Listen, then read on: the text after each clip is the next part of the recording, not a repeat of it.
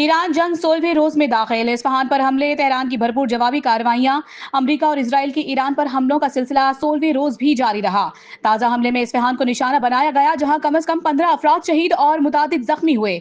दूसरी जानिब ईरान ने इजराइल पर मिसाइल बरसाए, जबकि पासदारान इनकलाब ने खित्ते में अमरीकी अड्डों के खिलाफ नई कार्रवाइयों का ऐलान किया। कशीदगी बढ़ने के साथ खलीजी खित्ते में भी खतरात में इजाफा हो गया है।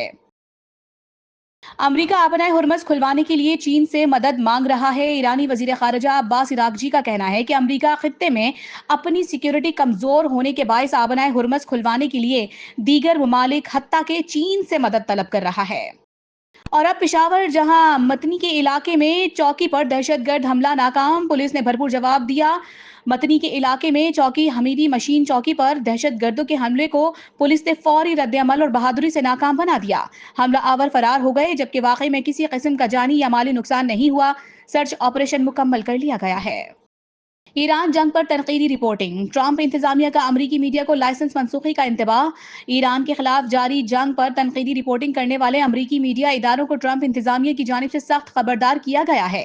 FCC चेयरमैन ब्रेंडन क्लर्क ने कहा है कि मुबैना गलत या गुमराह कुन मालूमात नशर करने वाले इदारे अपनी नशरियाती लाइसेंस से महरूम हो सकते हैं, जिस पर अमरीका में सेंसरशिप और आज़ादी इजहार से मुतालिक नई बहस छिड़ गई है।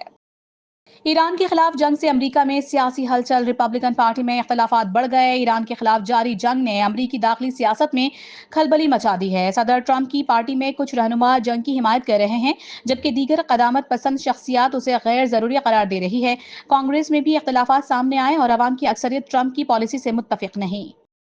ईरान के हमलों में 24 घंटों में 108 इजरायली जख्मी, 2 की हालत तशवीशनाक। इजरायली वजारत सेहत के मुताबिक ईरान के हमलों के दौरान गुज़िश्ता 24 घंटों में 108 शहरी जख्मी हुए, जिनमें 2 की हालत तशवीशनाक है और 9 अफराद जहनी परेशानी का शिकार हुए हैं।